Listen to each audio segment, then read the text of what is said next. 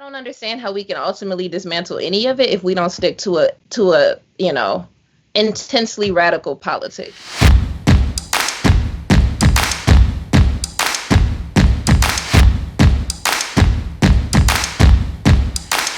You're not broke if you're taxing rich people.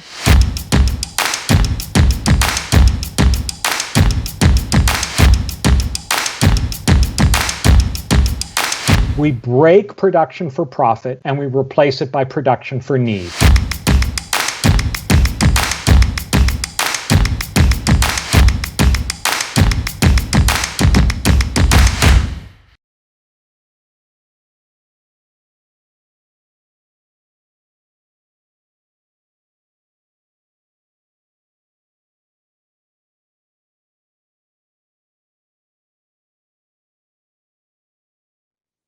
Greetings. I'm Rebecca Snedeker, and I direct the New Orleans Center for the Gulf South, which is part of Tulane School of Liberal Arts. It's my great pleasure to welcome you this evening to a dialogue between two esteemed giants, Gwendolyn Midlo Hall and Kalamu Salaam.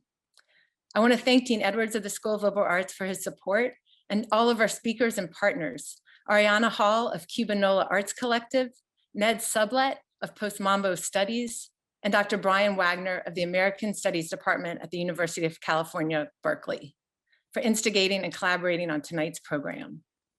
Tonight, we're here on a deltaic lobe of the Mississippi River, built up by river sediment roughly between 800 BC and 1000 AD. This cypress swampland was once home to an indigenous trading village called Bobancha. In the early 1700s, French colonizers cleared the land and created a sugar plantation where enslaved African people were terrorized and the modern day process of sugar refinement was invented, all of which impacts our health today. Tulane was founded downtown in 1834, then moved upriver to this former plantation tract. Its school for women, Newcomb College, of which Gwendolyn Midlo Hall is a prestigious alumna, was founded exclusively for white women. Today, those of us at Tulane School of Liberal Arts press our early 21st century imprint upon this place. And the story of this place, of which each of you here tonight is now a part, is made up of the encounters of people and the trade of ideas, the control of the plantation and the liberation from that tyranny, the origins of the segregated college and the contemporary fight against white supremacy and its toxicity, and our dreams and collaborations for the present and future. Like many of you, Dr. Gwendolyn Midlo Hall has had a profound impact on me. When I returned to New Orleans from college, I read Africans in Colonial Louisiana, which radically reshaped my understanding of this place. At the time, I also was fortunate to develop friendships with members of the writing group that Kalamu Salaam mentored for many years. And I learned of him through their stories of his prowess and the beauty he saw in them, in art and aesthetics, and in our city. At the center, we're proud and humbled to have him as a Monroe Fellow this year for his book project, Seeing Black, New Orleans Photography, 1840 and Beyond. And now I'd like to welcome my beloved colleague, Dr. Roseanne Adderley. Dr. Adderley specializes in the history of the African diaspora, the Atlantic slave trade, Black enslavement in the Americas, Caribbean history, and African American history. She was chair of the Africana Studies program in the School of Liberal Arts for over 7 years. She's a former Monroe Fellow at the center, and she joins us this evening to testify to the power of Gwendolyn Midlo Hall's legacy and life. Please join me in welcoming Laura Roseanne Adderley. Good evening, everyone. It is my great pleasure to be here. And I was given a couple of jobs tonight. Like Rebecca, I could talk a very long time about the influence of Gwendolyn Midlo Hall on my own work. I'm a comparative slavery historian, some days a Caribbean historian, somebody whose life dream when I was a college student was to have a major in history, Africana studies, and Latin American studies. I couldn't quite pull all of that off in 4 years. But I was asked to say a couple of words as we started tonight because many of us in the history profession and in the city and who are friends of Professor Hall in our writing and artistic communities anticipated this memoir and knew it was coming. But we wanted to say a couple of brief words tonight about where Gwen's work and her life has come up for us as a group of history professors in the past couple months. And tonight's event is about Gwen's memoir, But one of the things that we have been talking a lot about Gwen's legacy at Tulane in the past year and a half, just under a year. Last summer in June, in the middle of the, not just nationwide, but international protests around Black Lives Matter and police mistreatment of African descended communities and what monuments meant and what building names meant and what statues meant. There were a group of us, history faculty members, friends and colleagues, about a half dozen people. And we said, gosh, if we renamed our building, who would we name it for? And for a couple of us, that was easy. And I was one of the people who said, oh, I know, I would name it for Professor Hall, because this is a person from New Orleans who's a scholar of history, who has spent her whole career thinking transnationally, fighting for justice, working as a woman, not just in history fields that were considered mostly the province of men, but also in the digital humanities. What an amazing representation of what we represent in the kinds of global justice-seeking, open-minded, knowledge-seeking students that we wanted to cultivate. And this was in the midst of a lot of conversations. Our building is presently named for Congressman F. Edward Hebert. And in last summer, we put out a sort of informal plastic banner that basically said, we'd like to name the building for Professor Hall. In the perfect thing that universities are for, right after that happened, one of the things that followed was that the president's office convened a committee to think about building names and renaming at Tulane, and to consider what principles should be in place as we look at these kinds of questions. What values did we want to promote? And I'm 75% certain that the report of the committee is public on the university website under the Building Renaming Committee. And one of a couple of things we wanted to note and to honor tonight was that from the very beginning, as many of you may know, F. Edward Hebert was a Louisiana congressperson.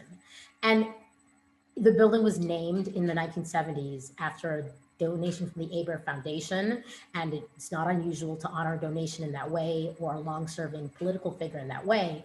But even at the time, given most notably Congressman Hebert's opposition to integration and to the civil rights movement, there were discussions from that time about whether this was a good choice, even with the donation. And as early as the 1970s, there were both faculty and students who questioned it, including history faculty. This has been an ongoing conversation at the university, and in the early 2000s, students organized against racism raised it again. In the 2010s, there was a number of student government resolutions on the question. We wanted to note this tonight because when we thought about what name we would like, this is not a night to talk about the process of renaming Tulane buildings, but why it was so obvious and so readily accepted by a wide cross-section of faculty that the career and life of Professor Hall, as an internationalist, not just as a historian, as someone who thinks deeply about the lives of ordinary Africans, as well about ordinary white women in the city of New Orleans in the mid-20th century, that this was the kind of multifaceted thinking that we wanted to encourage at Tulane. And while Tulane is in a process of considering what principles will guide our naming of buildings and potentially renaming going forward, it is central to that conversation is what values we represent as a university and as a university community. And I think that for people who are not historians and history faculty, this is a multifaceted life, multifaceted, global, justice-seeking, courageous life that I'm excited to celebrate tonight. And it's precisely those values that Tulane aims to celebrate as a university. And so we are happy. I'm certainly happy as a historian. People think it is because I'm a slavery historian, which I'm honored to share with Professor Hall, but it's the incredible breadth of this memoir and her life that I'm excited to celebrate with you all tonight. And with that, I turn the microphone over to Ned, I think, who will welcome our panelists.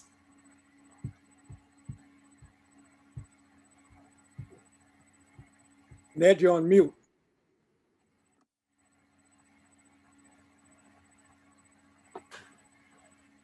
You're still muted.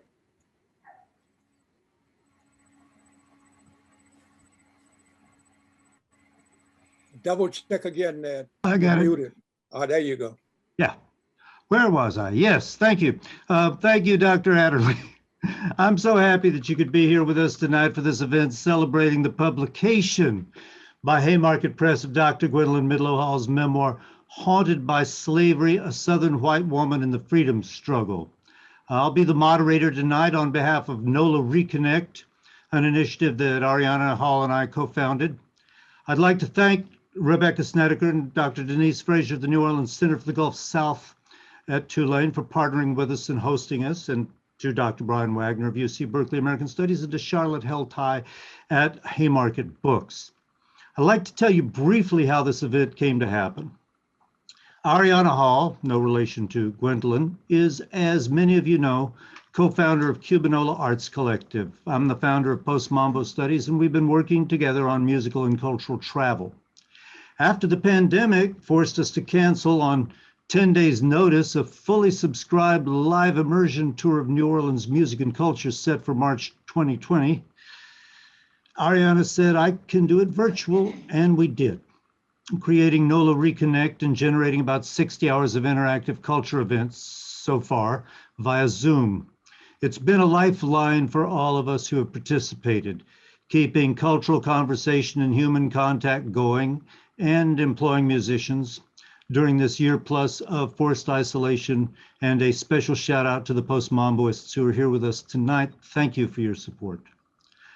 For NOLA Reconnect about 2 months ago, we presented a conversation with Gwen and Kalamu celebrating this then forthcoming book. That conversation was too short, but it functioned as a kind of a prequel to this evening. There is video of it in the NOLA Reconnect archive. If you'd like to watch it, we can put the link in chat for you. We all complain about Zoom, right? But it makes possible things that we could only previously dream of. Gwen is coming into us tonight from Guanajuato, Mexico. Kalamu's in New Orleans and I'm in New York City. We quickly realized that this kind of virtual encounter was an exciting medium, and we hope to keep doing it with events scheduled throughout the rest of 2021. Next week on May 20th, NOLA Reconnect will present a conversation with filmmaker Lily Keeber with a screening of her wonderful film about James Booker, Bayou Maharaja. On July 8th, we'll be talking with music journalist Gianluca Tramontana about his recordings of Changui, the traditional music of the Guantanamo region of Cuba. For info, please drop me a line at postmambo@gmail.com, which we'll put into the chat. I know there's a heavy concentration of historians present tonight, so some of y'all at least are very well aware of Dr. Hall's transformational contributions to Louisiana and more broadly to hemispheric historiography. She was repeatedly ahead of her time. I want to mention 3 milestones in her career as a historian. Her doctoral dissertation was published in 1971, 50 years ago, by Johns Hopkins University Press as Social Control in Plantation Societies, a comparison of Saint-Domingue and Cuba. She describes it as one of the earliest works to treat Caribbean history from the inside out, focusing on the people rather than the history of empire. In 1971, that was still considered a radical perspective, but I think now it's pretty much the mainstream. In 1992, she published Africans in Colonial Louisiana, the development of Afro-Creole culture in the 18th century, already spoken of tonight. Very simply, that book pushed the reset button on Louisiana history. Thanks to this work, which included months of research in the French colonial archives, we know where in Africa the captives brought to Louisiana came from, how many there were, on what ships they came, what dates, details of the voyages, including rebellions, and much more. It's given subsequent scholars firm ground to stand on. Speaking personally, the information in it was fundamental to developing ideas I expressed in my book, The World That Made New Orleans. After that, she produced what she considers her most important historical work, and it isn't even a book. Beginning in 1984, she writes, I began to produce the first original database in historical studies. Beginning with document research in the Pointe Coupee Parish Courthouse and all over Louisiana, the Louisiana Slave Database contains more than 104,000 descriptions of enslaved people, restoring the historical identities of captives whom plantation capitalism had done everything possible to erase. Among its other uses, this work has been crucial in the rapidly expanding field of genealogical research. If you've been to the Whitney Plantation, you've seen the Allée Gwendolyn Midlo Hall honoring this work. Databasing is what historians of slavery are doing now. It's the only way to make sense of the enormous volumes of information that exist about slavery and the slave trade. But Gwendolyn Midlo Hall was there 40 years ago. But none of that prepares you for what's in Haunted by Slavery. Let's start the slideshow now. We're going to show you some illustrations from the book. As you'll be able to see from the pictures, it's an intimate personal memoir of a remarkable life that looks unflinchingly with a historian's eye at her own successes and failures with her parents and her children through 3 marriages. It's also an account of a developing feminist consciousness emerging in an era when, as she makes clear, even in revolutionary circles, women were routinely expected to be uncredited helpmates. The book is only 216 pages long, but it's dense. It moves fast through worlds that no longer exist. I don't know anyone else who heard Paul Robeson sing Go Down Moses in New Orleans at a fundraiser for Henry Wallace's presidential campaign, or sat right behind W.B. Du Bois as he gave his Behold the Land speech in 1946. The book is many things at once, but the subtitle tells you its through line, the anti-racist struggle.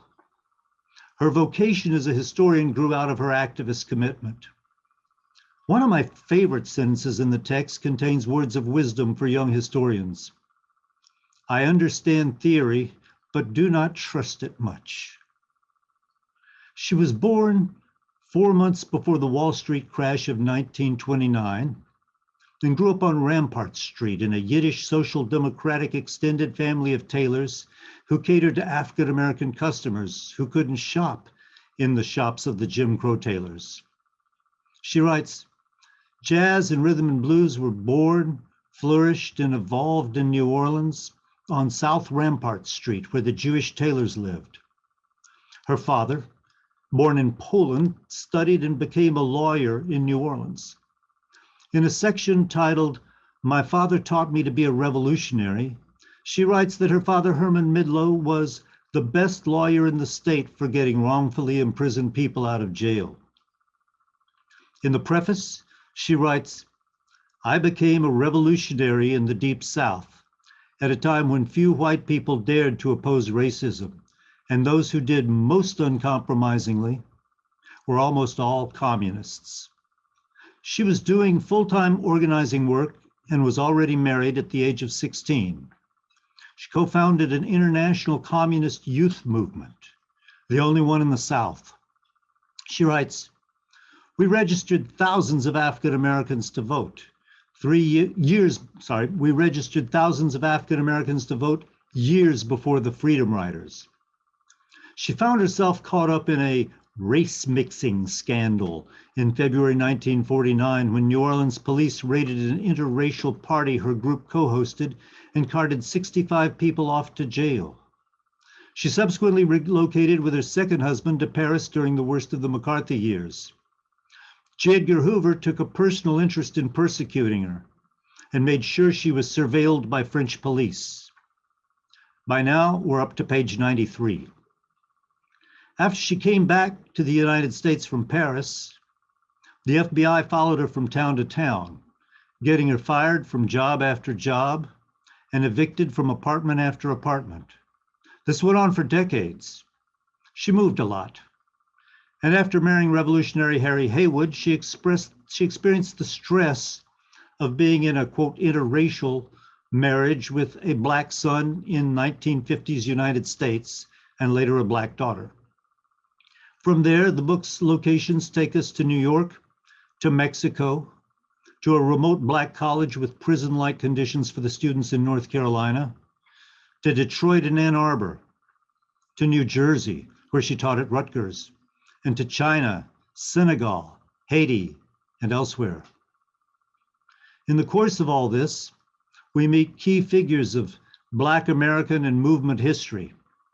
To name only a few, A.P. Thoreau, John Hope Franklin, John Henry Clark, Elizabeth Catlett and Francisco Mora Catlett, Robert and Mabel Williams, and, of course, her husband of more than 30 years, Harry Haywood. That's the quickest précis I could do, but there's much more, of course. With all that as prologue, I'm delighted to pass the baton to a distinguished New Orleanian who'll be our interlocutor tonight. Activist, educator, filmmaker, writer, editor, poet, music producer, music critic, Kalamu Ya Salaam. Born on March 24th, 1947 in New Orleans as Valerie Ferdinand III, his publications include The Magic of Juju, an appreciation of the Black Arts Movement, New Orleans Griot, the Tom Dent Reader, which was the 2021 book, One New Orleans selection, and Be About Beauty, Selected Essays, which received the 2019 Oakland Penn Josephine Miles Award. He's the editor of the I Am New Orleans anthology. His recordings included the CD, My Story, My Song, and his films include Baby Love, 2003. His work's available on his website, kalamu.com. We'll put the URL into the chat. We have until 9 o'clock. Most of our time will be taken up with a conversation between Gwen and Kalamu, and if we have time, we'll take a few questions after. We have a pretty large audience, and we may not get to everybody's questions, but please feel free to go ahead and put in questions while the conversation's in progress. We request that you use the Q&A function to ask your questions. So, welcome Gwendolyn Midlo Hall, and welcome Kalamu Ya Salaam. Take it away, y'all. Thank you. Hey, Gwen. This is Kalamu. I wanted to meet that person that Ned so ably introduced. We often have, how can I put it?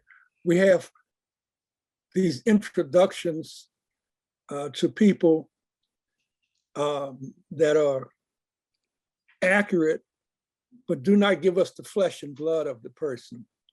So I was laughing at my introduction and the introduction of Gwen and was wondering, who were these people? I am not of the academic persuasion. And when I first met Gwen and we were doing some work with a program, I was working with students at the center, we did some exchanges and the students became involved and asked questions and what have you. This was over 20 years ago. Now it's over 20 years ago. And I had no idea that 20 years later, I would be sitting here in front of a computer talking to Gwendolyn Midlo Hall about her life. She's laughing at me. I see I should stop. about her life. Because at that time, we were involved in struggles around the question of education in New Orleans. And this was right before Katrina. And there had been, in 1968, there had been the flood of, with Betsy came through and wiped out the Lower Ninth Ward where I grew up. And then in 2005, we had the advent of Katrina, which made international news and people have heard about. But many of us don't realize that people such as Gwendolyn Midlo Hall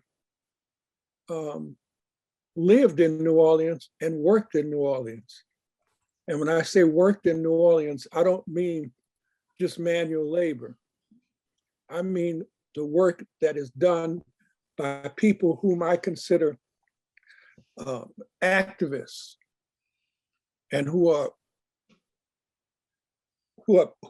dedicated to changing the world. And so with that brief introduction, I hope you would want to meet someone who was dedicated to changing the world and who grew up in New Orleans. And at 16, Gwen, would you tell people what in the world got into this young woman at 16 to do some of the things you did? Well, I think it was the impact of World War II. And just as World War II ended, the United Nations was formed in San Francisco. And I saw an ad in the newspaper saying that some people were coming through who were organizing a youth movement dedicating young people in the South to the principles of the United Nations. And so I said, well, gee, that sounds like a good thing for me to do. And so I went to this meeting, and the meeting was all white youth. And so we sat down, and then the people who had come through to organize us said that they had met with African-American youth first. And they said Negro in those days, right? They said, we met with the Negro youth first, and now we're meeting with a separate white group because we don't want to offend the sensibilities of Southerners. And so right after they said that, all of the Negro youth walked in and sat down and said, we will not have a segregated youth organization that's supposed to devote itself to the principles of the United Nations. And so that's how this youth movement started. I was just barely 16, and I was very active in organizing this, and I became very good friends with some of the Negro youth. That's what we said in those days. And my closest friend was Alvin B. Jones, who was so persecuted by the FBI that he drank himself to death at a young age. Anyway, that's the beginning. That's the beginning. But I'd like to begin before the beginning, if you don't mind, Gwen. Okay. One of the issues in my mind, one of the issues is that in the United States, we are taught, or indoctrinated would be more correct to say, we are indoctrinated to believe that human beings were divided into three camps: white, Black, and foreigners. And it became in the 50s, it became a bit more nuanced, and you had different peoples. So you looked at some of the foreigners, they could be Spanish, or they could be French, or they could be German, what have you. Your background is very, very interesting because the Deep South is not noted for being a bastion of the United Nations, let's put it that way. But your background is extremely different. So just to call you white does not in any way inform people about your social background. Talk a bit about the people you came from and where they came from. Thank you. You know, I never felt that I was white, and I never felt any of what you just described as how people were so different from each other that they couldn't understand each other. I always had a very strong feeling, and this was the time from the time I was a little kid, was that there was a big difference between what people said and how they felt. And I was aware that Black people gave a false image to white people. And I knew that they knew that it was false. And they knew that I knew it was false. And so I got along pretty well with Black folks. But I came from a Eastern European Jewish family, Yiddish speaking. And they were socialists. They belonged to an organization called the Jewish Labor Bund. And this organization had the works of Karl Marx translated into Yiddish in New York. So they sent them from New York to Eastern Europe, and they had study groups where people would study Marx in Yiddish. And then they had youth groups that organized the Jewish community, including they organized military units to protect the Jewish community from pogroms. Does everybody know what a pogrom is? There probably are some people that don't know. Okay, So you should well, anyway, give a brief. Give a brief. The Tsar of Russia had army people and Cossacks who went around, and they were ordered to kill Jews, wipe out Jewish villages, steal all the Jews' property, burn down their houses. And the organization that my family belonged to had armed self-defense groups to stop this from happening and to protect their communities.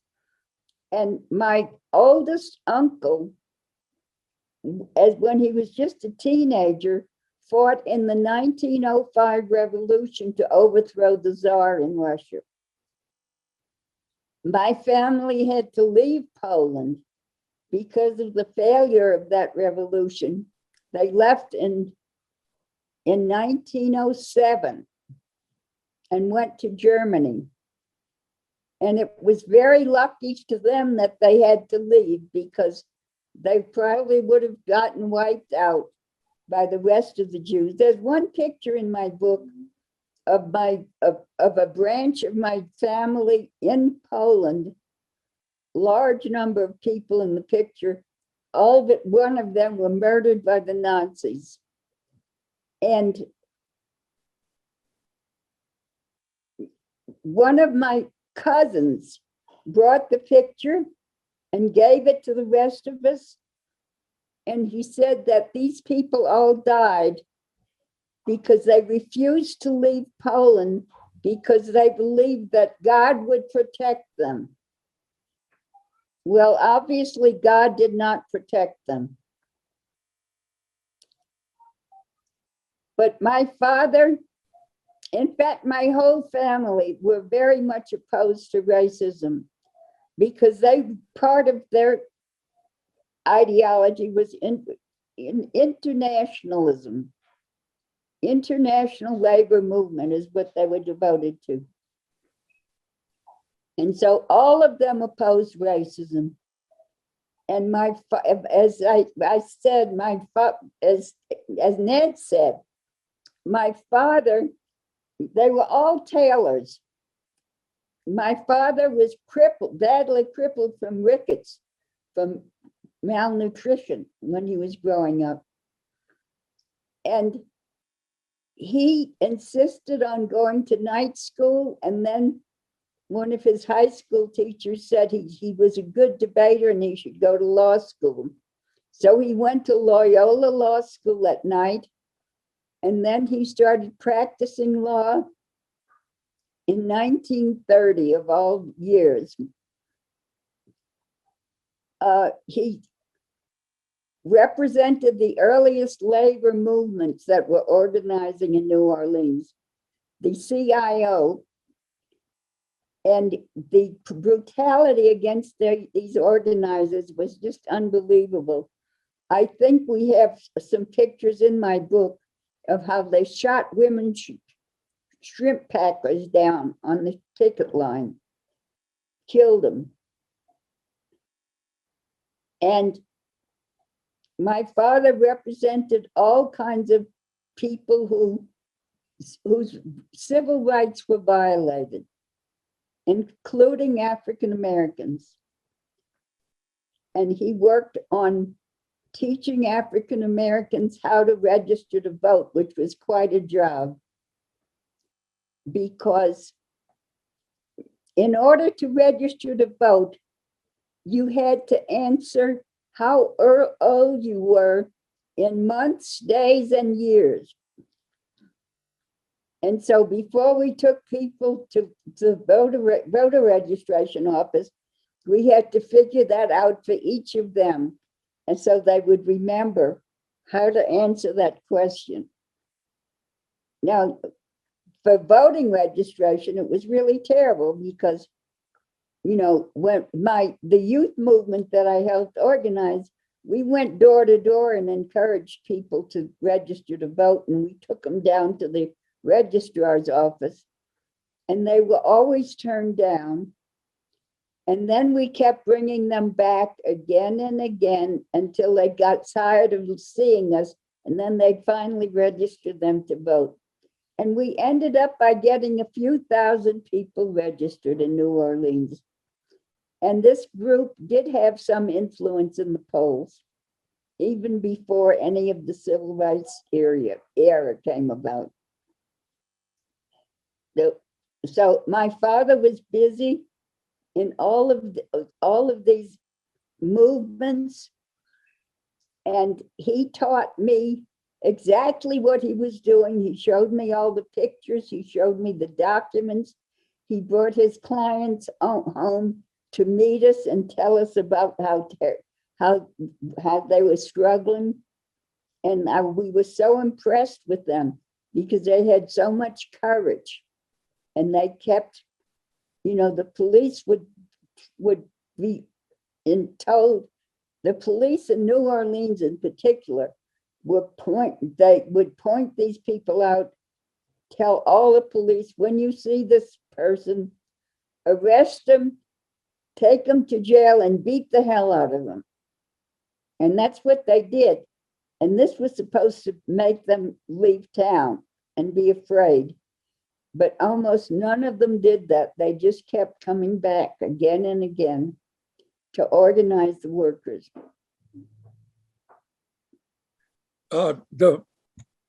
That history that you just shared with us is a common history in New Orleans.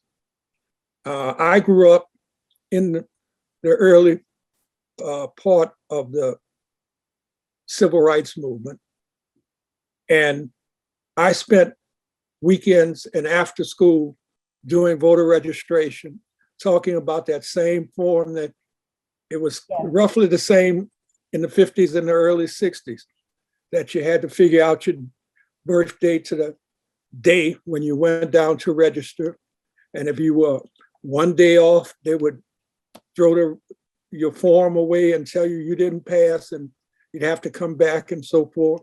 We went throughout the community going door to door doing that work. I understand it in the context of the civil rights movement. You understand it in the context of people who came from Europe, Eastern Europe in particular, and who had been oppressed there. Most of America is not presented in that way. And that is, in talking with you and listening to you now, I understand that there's an emotional connection and not simply an ideal, what people would call an ideological connection. Right, absolutely. And I think that emotional question is one that is seldom talked about in America among people who might seem at first glance not to have a lot in common. But we do have a lot in common. We just don't know that we have a lot in common. Well, I think that in the South, it's been just plain intimidation, because, you know, regardless of all that has happened the last few years in this country, I've always had a lot of faith in the United States. Ultimately, I have no illusions about democracy or that we're some kind of model for the world that the whole world should imitate. I never believed that. But I've always believed that people are not, you know, the whole ideology of racism is something that has been forced on people. It's not something that comes naturally, even though we were always taught that it comes naturally. But there was so much intimidation in the South, not just of Black people, but of white people who had any human instincts that were decent. And so they had to conform to racism or keep their mouths shut or leave town and live somewhere else. So you didn't leave town. 16 years old, you get up early in the morning, as we used to say, 4 day in the morning, before the daybreak in the morning, to go down to the docks. That's right. Well, that was until I was 20 years old. Then I left. Mm-hmm. And I always wanted to come back to New Orleans. And it took me over 40 years to get back. And I came back and I lived in New Orleans for I lived in New Orleans till I was 20. And then I lived in New Orleans for almost 17 years after that. And I still regret not being in New Orleans, but I got so badly hurt in a post-Katrina accident that I couldn't stay. I didn't have any help. And I had to have a lot of help because I was in very bad shape. And then I have my son, Harry's son, who is a world-known international emergency physician. And he kept telling me, Ma, you can't live alone. You're going to fall down and kill yourself. Well, I insisted on living alone. And then until I finally fell down and nearly killed myself. And so I figured, well, I guess he must be right. So I went down to visit him and decided to stay. And I get very good support in Mexico. But he doesn't want me to travel, so I can't even visit New Orleans. And that makes it hard. But I guess Zoom does help a little bit. Yeah. Let's talk a bit about that period when you left New Orleans. And you had many different jobs, but one of them was as a teacher. And briefly in Carolina, that was an interesting part of the book. That's where they just killed this young man. Yes. What's his name? Brown? I don't remember. The city, North Carolina. Yeah. How did you end up there? How did you? Well, it was 1964. And I was living in Manhattan with Harry. And it's Robert Brown, yeah. Okay. All right. That was almost 1965. And the civil rights movement in the South was getting very, very hot. The Ku Klux Klan was organizing all over the place. And although I admired Martin Luther King and his ideas about nonviolence were very important tactically, I always believed that African American people had the right to self-defense just like anybody else, and that the terror in the South could not be handled without armed self-defense. And so I became very impressed with the work of Robert and Mabel Williams from Monroe, North Carolina, where they loudly proclaimed the right of self-defense of African Americans. So I had a friend who was arrested with me in New Orleans in 1949, and she was teaching at Norfolk State. I think that's an African American college there. Yes, right. She was teaching Spanish there, and she came to visit me in New York, and she told me that there was this rural Black college that was looking for a history professor, and that they couldn't find anybody who wanted to go there. And I said, they just found somebody.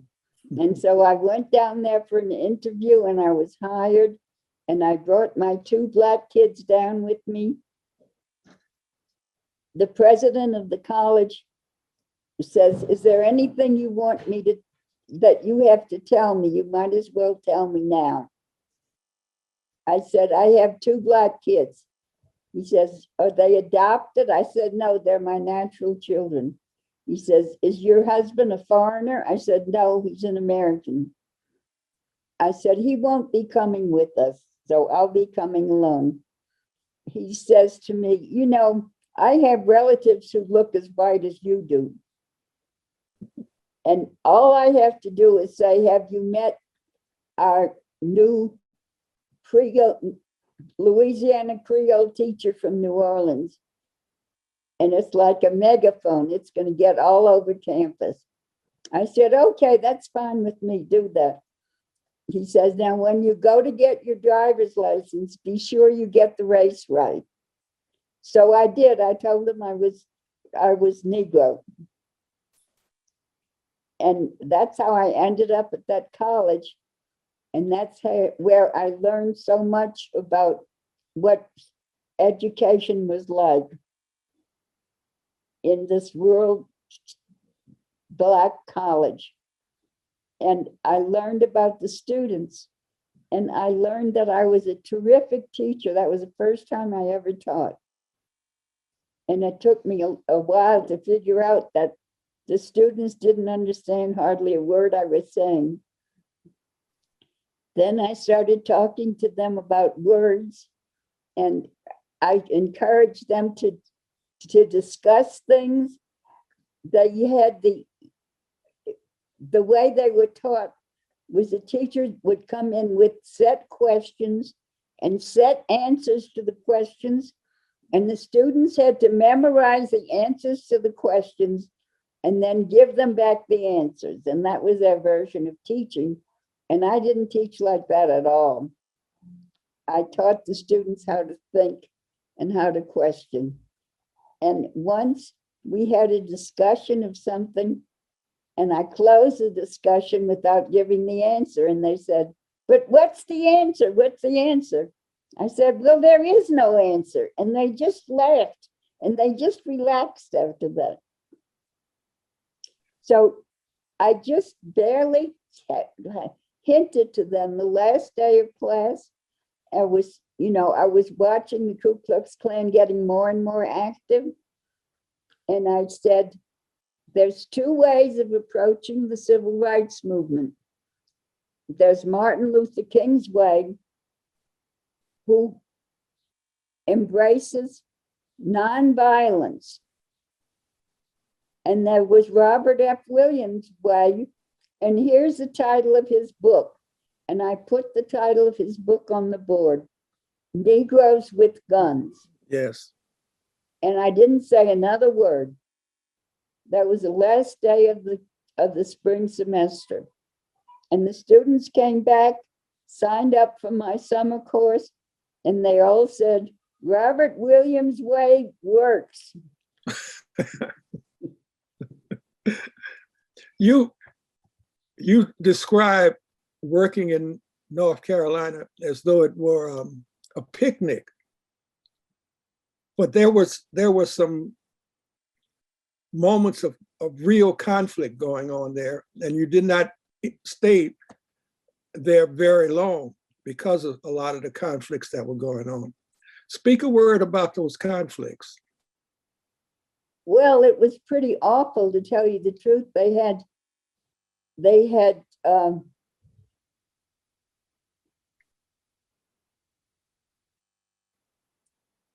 agricultural workers coming up from Florida to pick the crops. And when it was time to harvest the crops, they would grab children off the street to take them out to the fields to pick crops. And they'd take them in open trucks. A lot of them got killed on the highways. The kids told me that the tractors don't look out for them. They have to look out for the tractors. A lot of them got killed in the fields. There were snakes, poisonous snakes out there. The kids got beat up all the time. A lot of them were complained to me that they were sexually molested by professors. And if they didn't agree, then they would flunk them. And there was a lot that was this kind of thing was going on, and there wasn't much I could do about it. You know, they complained to me, they got beat up, and I said, well, did you tell your parents? And they'd say they won't do anything about it. So this is an example, I think, of you becoming conscious, as it were, of the social conditions and deciding to do something about it. Well, yeah, even if it was no more. I had my contract renewed for the fall, and then I went to Detroit after the summer classes were over, and I got a telegram from the school saying that not to come back, and that my contract has been terminated. Yeah, right. And I really felt bad because I felt like I was doing some good there. Then I tried to get a job in the Detroit public schools, and the FBI stopped me from getting a job there too. At the time, were you fully aware that it was the FBI doing this? No, absolutely not. I didn't. I thought, well, I must be doing something wrong. That's why I keep getting fired. So I was also being evicted from apartments, and I didn't know why that was happening either. So as many quote unquote Americans do, you assume the problem was you and not the society you were living in. Right, I did. And I guess in a way it was good, because I could have ended up by being really paranoid. But I wasn't paranoid enough. So by being ignorant, you became smart. Yeah, I was able to survive out of ignorance. So briefly, there's so much to talk about, but you mentioned in the context Robert Williams. I first met Robert Williams personally in Beijing. And then as we got to know each other, I found out you had also been to China. How in the world did you get to China? Just like people are amazed when they say, Kalamu, how did you get to China? You know, in the early 70s and in the 70s and the 80s. And I think it was part of the international movement that was going on, and we were involved in that. What was your example? My husband, Harry, was a big figure in the Maoist, international Maoist movements in the 1970s. And I was invited, you know, they tried to recruit me, and they they invited me to go with a delegation of women to China. So I went to China in 1976, just at the time that Mao died. And frankly, I was not impressed. And I never did keep my mouth shut, no matter where I was. And so I told the Chinese, you know, they were showing us things that they thought was so important and such high tech. And I kept telling them, no, this is terrible. I mean, in the other places, here's what we have. This is how we do things. And I found China very, very much in-looking and xenophobic and backward, because there was no reaching out to the outside or learning anything from the outside. And when I came back, I guess the Maoist movements wanted me to make speeches talking about how perfect China was. And I wouldn't do it because I didn't think it was that hot.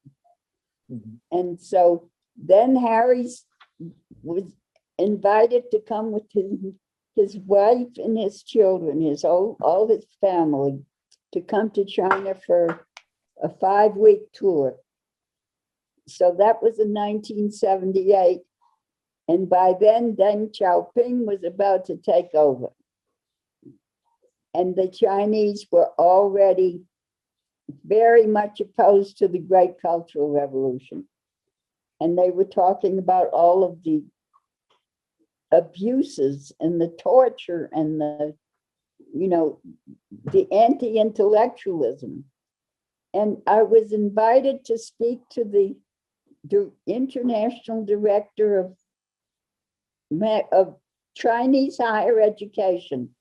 So I went for this interview, and she explained to me that the Great Cultural Revolution had destroyed Chinese universities, destroyed education, advanced education, had destroyed research institutions, and that there's no one left to reorganize these institutions. And that's what China needs most badly. And so the Chinese plans are to send their students abroad and bring professors from the outside into China to begin to reorganize their educational system. And I was impressed by what I was told, and I wrote a chapter in a book on human rights, which I published in 1980, talking about the Chinese plans for education, for higher education. And they obviously did this because that's the main reason, in my opinion, why China has been able to rise. Yeah, China was, as they would say, they were not afraid of the future. And they were willing to do whatever work.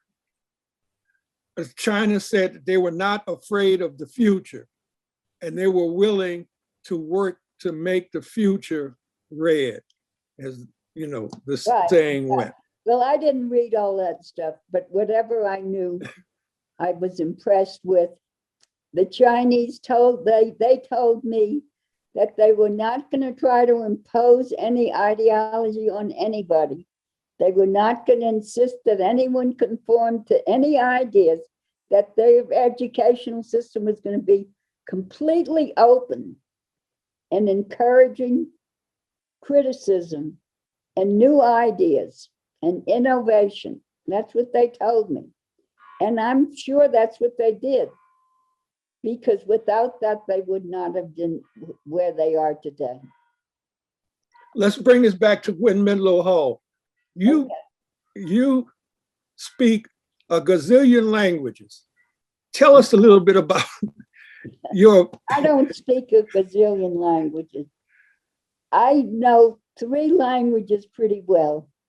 And to tell you the truth, in my old age, I'm having a little bit of a struggle. I've always had trouble mixing up French and Spanish. Mm-hmm. I learned French first. I've read more literature in French than I have in Spanish, but I've studied Spanish more, and I've spoken Spanish more. I've spoken Spanish on and off all my life. I found out when I gave birth to my son Haywood that I could understand Yiddish. Mm-hmm. But that's the only time I understood it, just once. Well, you must have understood it when you were very young, as a young child growing up. No, actually, I deliberately did not learn it because my parents spoke Yiddish when they didn't want us to understand what they were saying. And I respected their privacy, so I didn't learn it. So English, Spanish, French, and briefly Yiddish, right? Yeah, but I also can read Portuguese pretty well. I was about to ask you about that. So that's enough. That's enough, huh? But the thing is, you say you don't speak it well, but you are fluent in those languages, right? I would say I'm fluent in everything but Yiddish and Portuguese. Okay. And so that puts you way ahead of most of the diplomats that come from the United States. Oh, yes, definitely. In fact, when I wrote in the book about Africa, I was just shocked at how many US diplomats, especially the younger ones, only knew English. Mm-hmm. And they simply could not function properly anywhere that way. So what caused you, or what inspired you to be so versatile in the languages? Well, I think because I went to France when I was 20 years old and I lived there for 4 years. My oldest son was born in Paris, and he only spoke French. We spoke French to each other when he was a baby and coming up. And I read a lot of French, and I really wanted to be able to communicate. And in France, if you don't speak French well, and if you butcher their language, the French will put you down entirely. The French are very attached to their language. And so I felt that I had to speak it well before I started to speak. And so I didn't speak it until I learned it well. And I learned it mainly through reading and speaking some to people. But I finally ended up speaking it very well. And then when I was almost 30, I moved to Mexico with Harry for a few years. And wherever I was, I wanted to know the language. And so I finally ended up by studying Spanish. And I use Spanish a lot. So, I mean, you know, I would say I'm fluent in both of those languages. Okay, so let's move on to another track of questions.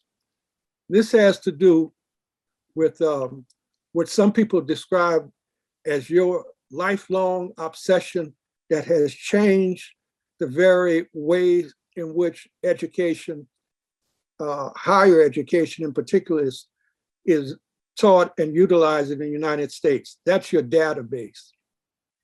Yeah, that's part of it. That's the database is a big part of that, but it's also my books. My books changed it too. Yeah, so tell us a little bit about, many of us have read a number of the books, but few people who study this question, not so much today, but as we used to say back in the day before Katrina, few people were as involved with the development of the database as you were. how did that idea come to you? And what did you do to make to take the idea from just something in your head to out in the world that people use it? Okay, well, it's a good example of how I never really had much confidence in how creative I was. I didn't even think about what I was doing when I created the database. I found all of these documents with all this detail about enslaved people, and it wasn't even supposed to exist. You know, we weren't supposed to be able to know anything about slaves. And at the time I started studying slavery, people weren't interested in slavery. They would ask me, why do you want to study slavery? That's such a depressing subject. African Americans didn't want to learn about slavery because they were embarrassed about their slave background. And whites didn't want to know about slavery because they were ashamed, some of them. And I was always fascinated by slavery because I was taught so terribly when I was coming up. I was taught all these racist lies all the way through Tulane, and I talk about that a lot in my book, including at Tulane, about the racist ideology that was shoved down our throats. So when I found these documents that said so much about slaves, including their African ethnicities even, in those days we used to keep index cards to take notes. And I figured this is much too deep and dense for me to keep my notes on index cards. So I asked a colleague who was working in the Edison papers at Rutgers how to create databases. So he showed me the most primitive early database program for laptop computers. And I learned that, and I started creating the database on that. When I was creating the database, I wasn't even thinking about what I was doing. I thought, well, this will make it easier for me to do research. And that was my main motivation in doing it. I also knew that there was African American genealogists who would be interested. And so I made sure that every name on every document was copied carefully, so that we would be able to say which slave belonged to which person. And we had a lot of names of slaves in Louisiana, which is not true in a lot of other places. So where tell us what were some of the source materials you went to? You said there were a lot of names in Louisiana. It's not true in other places. What does that mean? Okay, well, first of all, Louisiana has a unique system for the United States. It has a notarial system, so that all documents that are legal had to be recorded in a public system, often in bound volumes. And anybody has a right to consult it. Now, in other places, slave sales and property transfers are private acts among individuals, and they keep their own documents, so that you don't have such systematic records of sales of slaves, inventories of slaves, prices of slaves, origins, illnesses, skills, all of these details. And you know, it's really strange that the database, when it came out,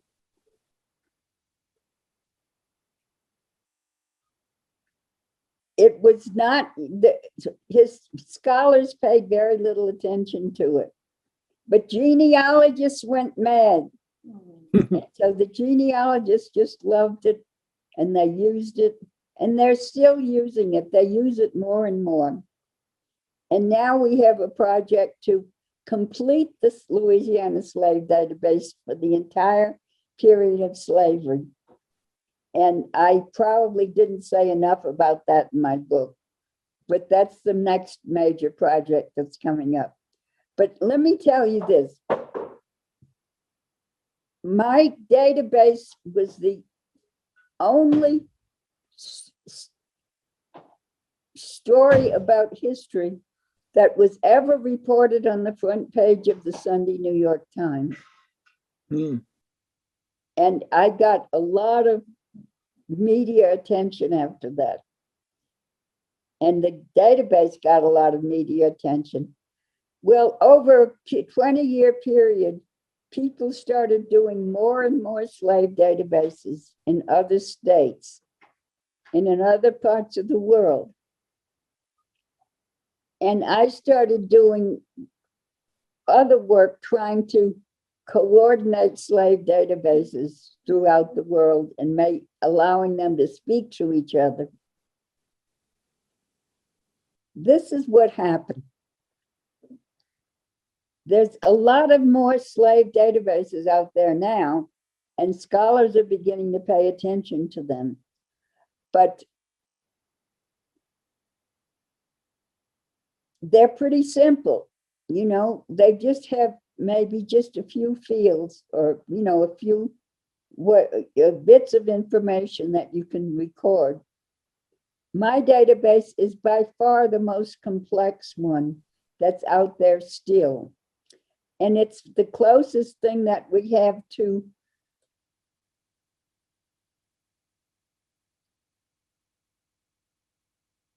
artificial intelligence in history. So in the humanities today, they make a lot of use of technology. Yes, that's the big thing now. It's a really hot thing now to do technology. But you were at the beginning of this, But particularly in terms of education. Here's what I'm trying to tell you. I know not only initiated this, but the database I created is enormously more complex than what anybody is doing right now. And it's just gotten to the point now where a few of the most advanced scholars of history in the world have recognized the importance of my original database. How did you develop that idea into a reality, the database? I don't know. I didn't know what I was doing. I didn't even know I was doing it. So you were, the old folks would say, the Lord was working through you. And you didn't even know it. It's possible. It could be. I wouldn't rule that out. When did you realize that that database was not just something you wanted to do, but indeed was something that the world needed to have done? Let me say that I've become increasingly convinced of that, you know. But what convinces you? How did that come about? That realization? It's from experience. I hear from people from all over the world. In the year, my database was first published on a compact disc in the year 2000. And then in the year 2001, it was published online. It was the first database to go on, historical database to go online. And it took other databases years before they got put online. So here you are somebody from New Orleans leaves New Orleans at 20 and goes to various places, Carolina and Michigan and New York, Rutgers, teaching and what have you. And then you come back to New Orleans, and I didn't even touch on the international travel, the France for a number of years, Mexico and what have you. Africa. Yeah, and as a, what did they call you when you were sent when you went to Africa? I was a lecturer. A lecturer, okay. In French. I lectured in French. That was the first time I lectured. I never lectured in English before. I started lecturing in French when I went to Africa. So you do all of this, and that alone, your travels and your background growing up, that alone would be enough for one lifetime. But you put this database on top of that. And then claim, and then you're going to try and convince us that you didn't know what you were doing. Well, that's the truth. I didn't know.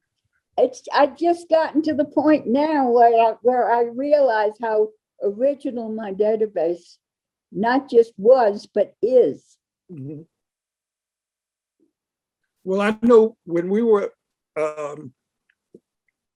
when I was working with you and I was teaching school uptown at with McMain, the students, we studied your book, Colonial Louisiana. Mm-hmm. And the students were always wanting to know, because our whole approach was, your life is important. This is what we would tell the students. Your life is important. Right. At some point, somebody had to tell you, or your conditions inspired you to believe that your life was important. Yeah, I had a sudden change in perception. Okay. When I was in my early 30s. And I was able to erase all of my socialization, mainly as a woman, because females were just considered completely insignificant when I was growing up. And a lot of this feeling that I didn't have anything important to say was this a remnant of this feeling of inferiority as a female. But I overcame that suddenly. And before that, I'd spent about 10 years working with my husband, Harry Haywood, and being his intellectual helpmate with no recognition whatsoever and no pity even. And I had to break away from that in order to do work of my own. So I was able to do that when in my early 30s. What was the moment of the breakaway?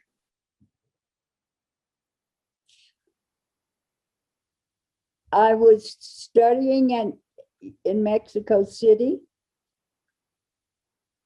I walked across the campus and I suddenly saw people interacting with each other in a new way that I had never seen it before. And that was really a revival of the way I used to perceive when I was a small child, in which I would hear people say things and be absolutely aware that they didn't mean hardly a thing of what they said. And I could still see them interacting with each other emotionally. And that's how I could tell how they really felt. And so this was a perception change for me, a very sudden one. And I had to evaluate what it meant. And it took me a little time to evaluate it. This was in Mexico, right? Yes. Mm-hmm. And so most of this was in Spanish. No, it was in English. I was I was going to a school called Mexico City College, and the classes were almost all taught in English. Mm-hmm. The students were almost all Americans. And were you were living in Mexico at the time, right? That's right. That was partly after my daughter Rebecca was born. Where you're living, was Spanish used, or was it mostly English spoken? It was Spanish spoken. So Haywood spoke Spanish. He didn't speak English. He could understand English, but he couldn't speak it. And he couldn't speak to his father because his father didn't speak Spanish. You have a very interesting life. Let's put it that way. It's been, yeah, that I can say. It's been interesting, all right. And once again, it comes up that you are not a typical New Orleanian on the one hand, but on the other hand, you are historically what New Orleans has always been about. You're right, absolutely right.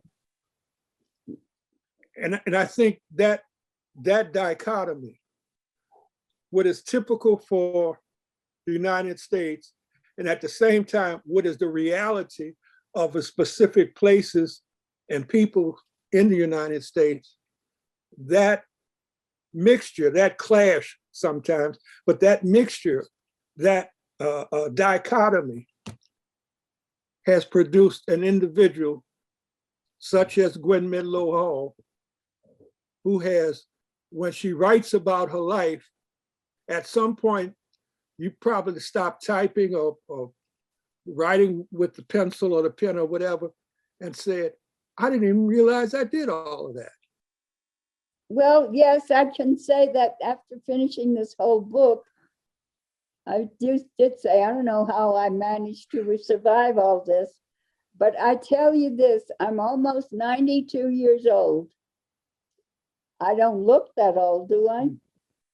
No, I mean, we're talking like old buddies, you know, but at the same time, none of us feel like, you know, this is the end of the line or anything. Well, I don't feel like it. I have another book close to being finished for LSU Press, which is more straight history. Mm-hmm. And I hope to be able to live long enough to finish it, and I should be able to live long enough. And in thinking about my life, I figure, well, I must have done something right because I'm still pretty functional at my age, and I still have things to do, and I'm not going to quit. I have one final question for you.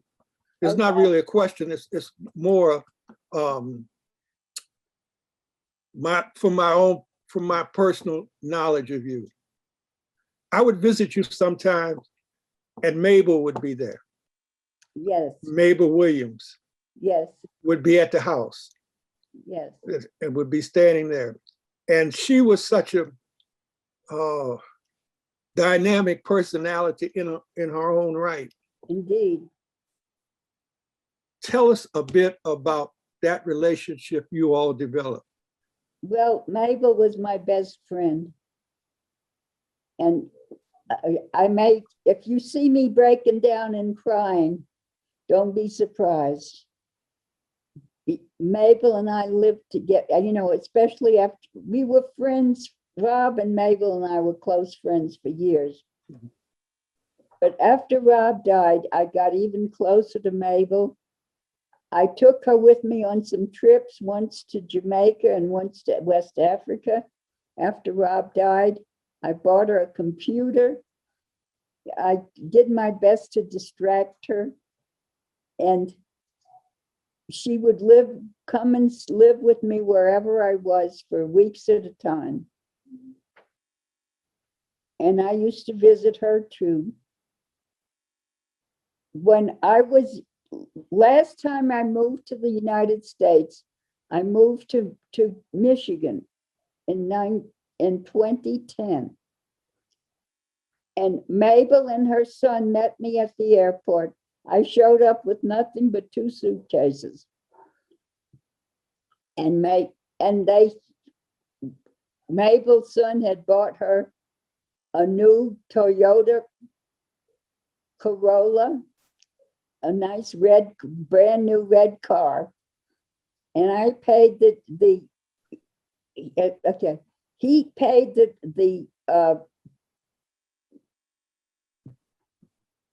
note on the car. Thank you. He paid the notes and I paid the insurance, and Mabel did the driving. And when Mabel and I had rented an apartment long distance. I hadn't even seen it. So we moved into my apartment in East Lansing. We lived there together for almost 2 years until she got so sick that she couldn't stay there anymore. And then she died shortly before I moved back to Mexico. And I would not have left if she hadn't died. So I think that Mabel is one of the people I miss the most in my life. And the hardest part about getting old is you lose everybody you love, just about everybody. Mabel was one of them. I think there's a picture of her and me in there, in the book. Yeah, well, a lot of people don't know about the depth of that connection between you and Mabel. Well, they should know now because I write about it, don't I?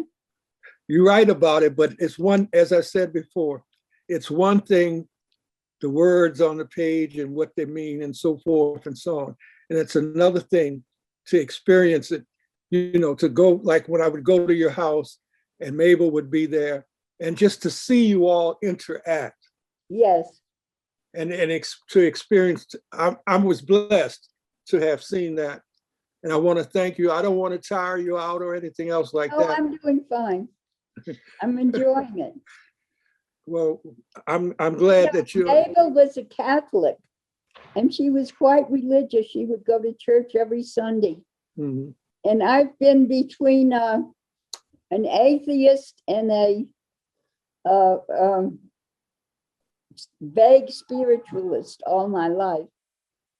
And so we always got along. We never tried to push ideology on each other.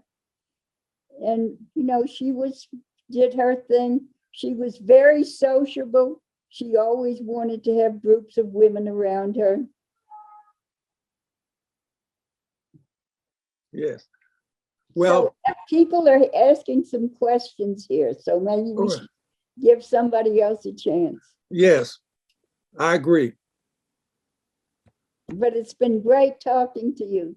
And I hope we can do it again sometime. Ned, do you have anything else? Well, I think we should get right into the questions. We've got a few, and I'm sure we'll get some more once we start answering them. And we'll just take them in the order we've received.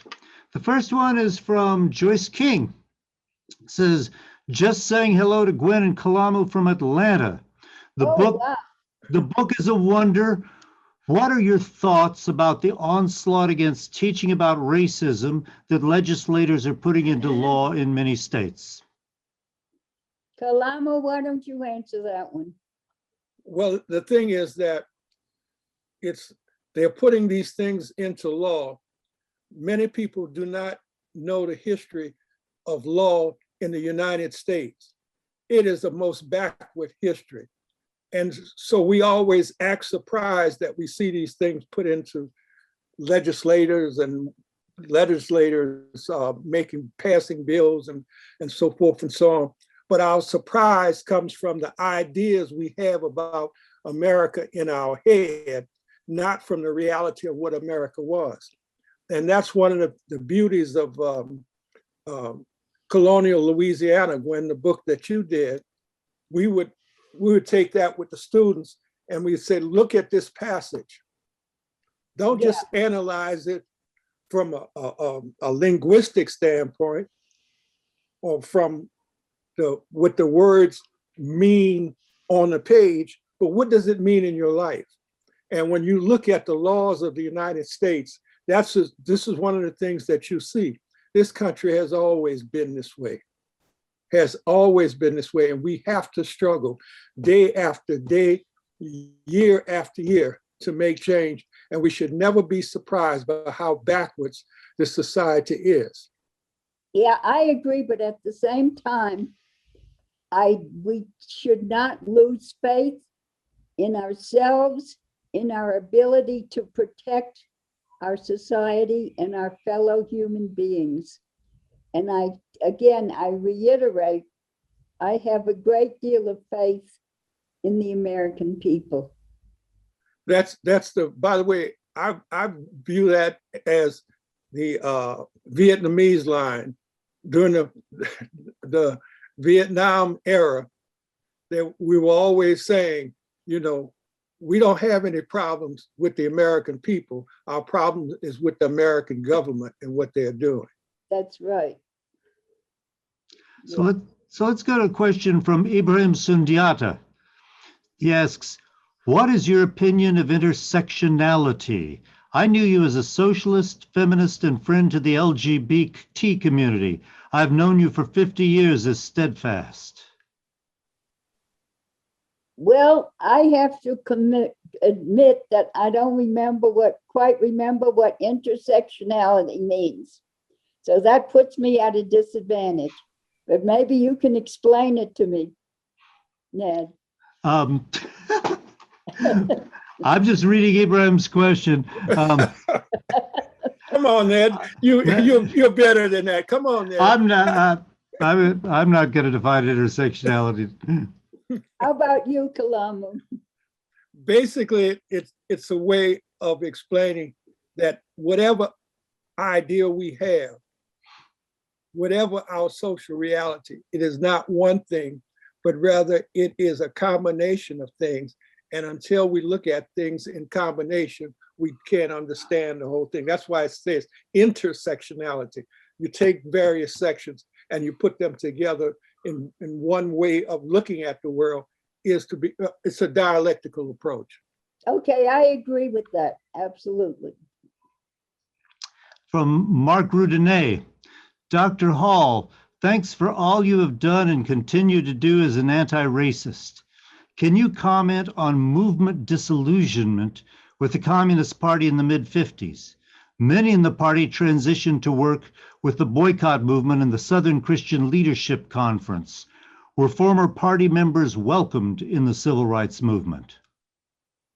Well, that's a very sad story, which I talk about quite a bit in my autobiography. The Communist Party in the 1950s was really pitiful. I mean, it did everything in its power to avoid dealing with African American freedom movement. And it didn't even support Martin Luther, the Montgomery bus boycott. It's argued that that the movement should not be taken to the streets, that it had to just stay in the courtroom. Really, they published that kind of crap in the 1950s. And I think that, people have been writing about this and paying more attention to it. There was always a conflict within the Communist Party of the United States between a purely class struggle line and taking into account the importance of racism and the African American potential movement in the United States. Harry was part of that movement. Cyril Briggs was part of that movement. A number of other people, and it was a very important impact that the Communist Party was able to have during the 1930s and 1940s. But by the 1950s, they were scared to death of going to jail or something. And they just walked away from any kind of militancy when it came to the Black freedom struggle. I hope that covers what you were asking. Question from Evie Perler. How did the FBI persecution impact the life of your children? They still haven't gotten over it. And they still blame me. You know, like my son Haywood talks about all the schools that he attended. And my daughter has a lot of emotional problems because of that. So it really hurt them worse than it hurt me. It was hard enough for them growing up without any kind of network of support, except for me and to some extent their father. But on top of that, we were constantly being evicted. We had to move all the time. I was constantly getting fired, but I had my system about how to avoid that. And yeah, it hurt them a lot. Still hurts them. Question from Jeff Klein. Can you ask Gwen about her visits to West Africa? A big subject.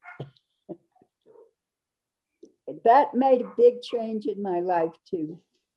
When I went to West Africa, it was a strange thing because New Orleans has a very unique way of how people interact with each other. You know, like you walk down the street, you run into people you don't even know, and you always tell them hello, and you ask how's their mother, and very open. And when I was teaching at Rutgers, I'd come down to New Orleans and get used to how people interact here. I'd go back north and people would think I was crazy because I started acting like I was from New Orleans. And I couldn't understand where this came from. So I thought, you know, I went to France and I didn't learn anything about New Orleans from being in France. And then in Mexico, it was the same thing. It didn't seem like New Orleans in Mexico. It was quite fascinating, but very different and very Native American, actually. And when I went to Senegal, all of a sudden I said, I feel at home here. I have the same, people react to each other the same way. You know, they say hello walking down the street. They're open emotionally. And then after being in Senegal, I went to Burkina Faso to give some lectures at the universities there. And that was the most wonderful experience for me. Well, that was shortly before, what was the name of their great president who was murdered? Oh, Sankara. Joseph Sankara? Thomas Sankara, Burkina Faso. Thomas Sankara. That was about 4 months before he was murdered. And I was so happy with my interaction with people in Burkina Faso when he was ruling there. And I just felt so at home. And we just got along so well, and they appreciated me and I appreciated them. And then, of course, 4 months later, he was murdered. And that's been a terrible blow to Africa. Still. I hope that's enough for now. Question from Dan Rose. In colonial Louisiana, you wrote of Ouida, which is spelled various ways, one of which is Juda. Question: Do you know if the old port had any roots in Judaism or Hebrew people? What? Say that again? Do you know if Ouida, the old port of Ouida, had any roots in Judaism or Hebrew people? Not that I know of. Yeah. Now, it was different in Senegal because there were Jews in Senegal, very old, ancient Jews. Question from Brother Warren. Did the Spanish authorities in colonial Louisiana dictate the casta system as in colonial Mexico? You know, colonial Louisiana, you had all these rulers who came through and had these illusions that they were running the place. And it wasn't, they couldn't run the place. They couldn't operate it. First of all, it was Native American country. I mean, the Native Americans were powerful. They were the warriors. And the Europeans weren't shit, excuse my expression. They didn't have that much control. So whatever they might have tried to impose, they didn't have that much luck doing it. And from the bottom up, people in Louisiana loved each other, got along with each other, learned from each other. I hope that that message is conveyed in my book. Question from Cynthia Becker. Thanks for such an inspirational and open discussion. For Gwendolyn Midlo Hall, what do you think is the most pressing historical work about slavery in Louisiana that needs to happen? What do you wish a historian would work on now that you have not been able to do? Well, I am launching, I hope, the completion of the Louisiana slave database. I think that would be a tremendous thing to have completed. I'm not expecting to be able to have it completed in my lifetime, but I am launching it. And important people are helping me with it. Ibrahim Asek is helping. And Kathy Hambrick is going to be leading this thrust. And I'm working with Paul Lovejoy's outfit, getting a online data entry form for Louisiana. And to me, that's going to be the most important next step. Ned, yes. if I can interject. Please do. Your book that you did with your wife. Yes. Slave Coast. The American Slave Coast. Yes. That book is one of the critical histories of the period of slavery in the United States. And many people, I'm not talking about the ideology. I'm talking about the research that went into it and putting it together. I don't know how many years you spent doing that, but that book, along with Gwen's book, gives people a foundation for understanding from an economic, a political, and a sociological viewpoint, understanding American history that you don't usually get. And I think that it's important, and I appreciate it. I just wanted to say that. Oh, thank you so much. I'm very touched by that. Let me add that I agree entirely. And it was a tremendous research project that, many scholars don't have the time in their busy careers to do that kind of research. Oh my gosh, I'll never do that again. I'll never do that again. It was 5 years, pretty much full-time work. Which couldn't have done without a fellowship in Chestertown, Maryland, that kicked it off. And with your wife, of course. Yes, with Constance, my wife. The book is The American Slave Coast, A History of the Slave Breeding Industry by Ned and Constance Sublett. It was, I don't want to, we're not here to talk about that or about me tonight, but thank you for acknowledging it. And I will say it was just the most wonderful experience to do that research project with Constance. And we still, well, we've been locked away in one room throughout the entire pandemic and continuing to talk and research in our own way the whole time. I do wish that I would love for more people to know about the book, not for our aggrandizement, but because I think that some of the ideas advanced in it have not been sufficiently taken up in discussion of slavery studies, in particular the ideas about economics, but I'll leave it at that. And so thank you, Kalamu, and thank you, Gwendolyn. And let's go back to the questions, because we've got some really good ones that I want to be sure we get to. Rafael Delgadillo, thank you to Dr. Midlo Hall for all her work, and to Kalamu Ya Salaam for this wonderful event. My question is in regards to Dr. Midlo Hall's research, and if she sees potential in historians doing more critical comparisons between Afro-Creole culture and cultural traditions that are found throughout Afro-Latin America from slavery and into the present day.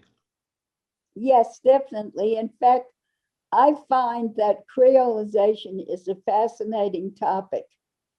And I find that it's regional studies, it's local studies, and each one is unique.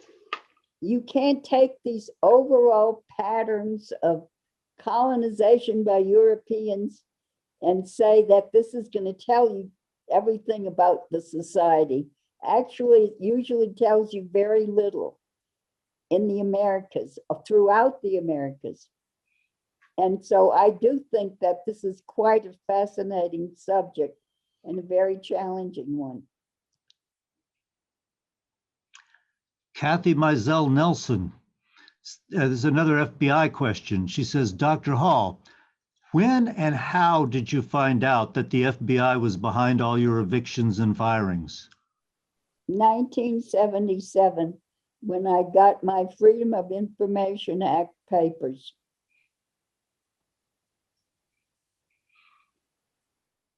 Did you have, I'm just going to ask a follow-up. Did you feel like, I thought so? No. Did you have an inkling of this all along, or was it a complete surprise? It was a complete surprise. In fact, I felt like a fool because I'd never thought it was them, you know. I mean, I had some idea, well, maybe it had to be the local police, or it might have been who knows what, who. And it was always the FBI. Always, whatever problems I had in life was the FBI. And then when I read all this stuff, I said, well, it's a good thing I didn't know, because if I knew what was happening, I might have just been discouraged and quit. And if they did that to you, how many others did they do it to? They really ruined a lot of lives. And in a lot of ways, they ruined my life and my oldest son's life, but that's another story. Okay, Heather Hodges, question about the database. As you started to aggregate a large amount of data, what surprised you most about the nature of the slave trade that may not have been apparent without the benefit of being able to look at the whole system? Well, things like the clustering of African ethnicities. Like, I was just looking at, what's this? A lot of my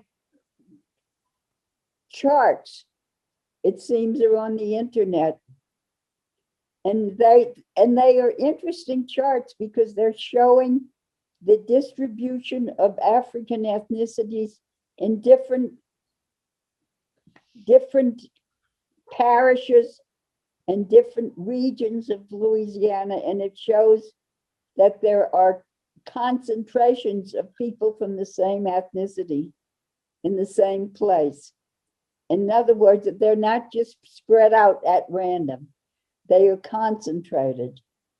And this means a lot in terms of the transfer of and development of African cultures, because we were always taught that Africans were separated, that the master didn't want the same ethnicity on the same estate to prevent revolts. But that's not what I found at all in Louisiana. I found a concentration of slaves from particular ethnicities on particular estates in particular regions. That's just one example. And I'll ask a quick follow-up on that.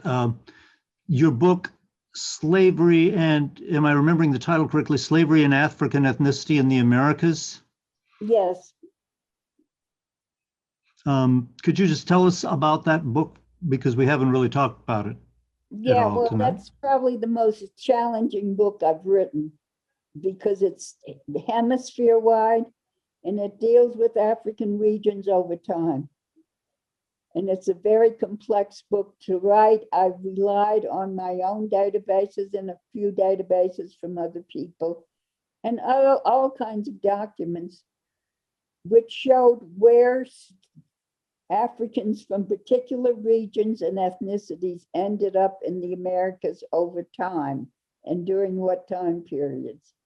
So I guess that it's something of a challenge to read the book. It's not that easy to read.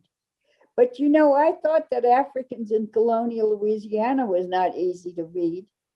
And when it was first published, I was amazed that so many people were reading it. Yeah, we used it with high school students. Yeah. It was a revelation. It was a revelation to so many people when that book came out. I discovered it quite by chance in library shelves when I was researching something else. I miss open shelves where you could just go and find the book you didn't know you wanted next to the book you thought you wanted. That book opened so many doors. We have a question from Aloysius Cunningham. What advice do you offer Tulanians today who hope to follow your example? You know, it's a problem because in academia, it's very hard to get jobs now. It's hard to get promoted. It's hard to get tenure. And a lot of people are pushed into doing quick and easy work so they can show how many pages they published every year. And that's the basis on which they promote people. And it's not just a matter of promotion, of course, it's a matter of getting tenure. If you don't get tenure, you got no job. So let me say, you have to balance yourself off. You have to write stuff that you can publish and get a lot of pages from.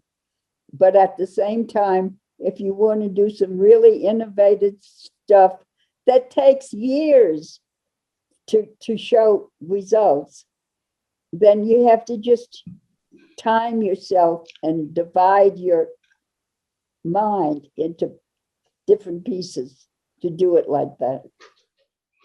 And we have a comment here from Laura Adderley, Roseanne Adderley, which kind of ties together your book and Tulane. Broke my lockdown/curfew to go to my office last April because I forgot that African ethnicities book in my campus office. Sorry, Mayor Cantrell, had to have it.